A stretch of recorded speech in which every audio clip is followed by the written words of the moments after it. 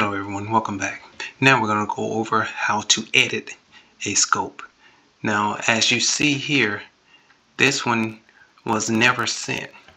This is Leslie Kitchen Remodel. This one we just created on the previous video. Now as you can see, it's showing here, well, it was sent, but it's showing here that it was sent, and that changes. Now the thing about this is that it was sent, so therefore you cannot edit it, but what you can do is you can view it. So as you can see, it's here, but it would not let you edit it because of what we've actually have already created, and you don't want to edit it because you're waiting on the client. Now let's go back to the main page. Now what I'm going to do while we're on here, I'm going to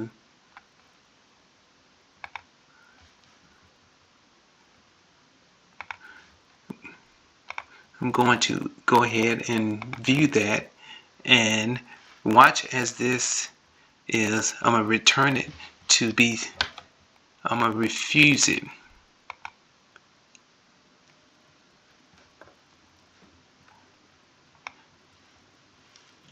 Now as you all can see, that what I did, I just went into my email. This here is the actual email that I opened up. Now you can review or accept, or you can copy this link, but if you review it, it should open up and it'll list everything here. This is what Leslie would see. Okay, she can either accept it or she can request changes. We're not going to accept. If it accepted, it's just going to show accept. If she requests changes, then it's going to go back and she can put a note section in there. But for this purpose, we are going to accept it. Okay, so since we accepted that,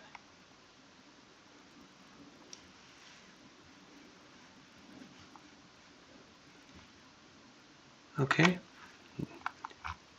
now we're back on this page, so let's go back to here. Now I'm going to update this, and this should show that it was accepted. As you can see, it is accepted. You can only view and you can export it. Okay, but let's create a new one randomly.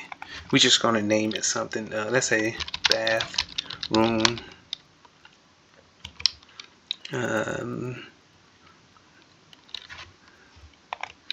Let's say Johnny bathroom. Okay, and let's say Johnny Lewis. Okay, and that's 5672 Lewis Street, Jacksonville. And mind you, this will be whatever city that you're in. Okay, create scope. And we're just going to add some general stuff in here and create the scope. Like you all let me know if you would like some things like this. Like you see, it already has some labor costs and stuff in there.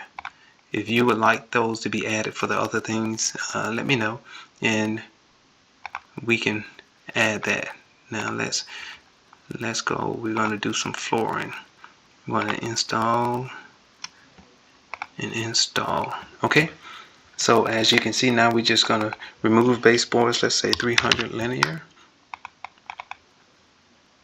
No, let's not do 300. Let's say 80. Remove flooring. Let's say it's going to be 250.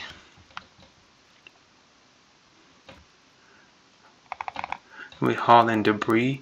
That depends on how many hauls. We say one. If you're going to say debris is showing 150. Labor, let's just leave it as that. Okay, and let's say install LVP. Let's say your labor is 3 point and material. Let's say we're doing 200 and we're doing 250 and install baseboard, and we said there was 80. Okay, and as you can see, here's the new. Now we can click export. Okay, it just exported it. You can copy the client on a message. You can copy the support link, but we're not going to do that. So we export it. So let's go back and let's update the screen. And as you can see, it's here. There's edit. Here's the draft status. It's in draft. That's letting you know the status. If we click edit, you can go back in and you can change it and then go back here. Okay? If you have any questions, let us know. And please let us know if you would like to see us add more of those automatic numbers in there. You can always change your labor cost or your material cost. Okay? Thanks.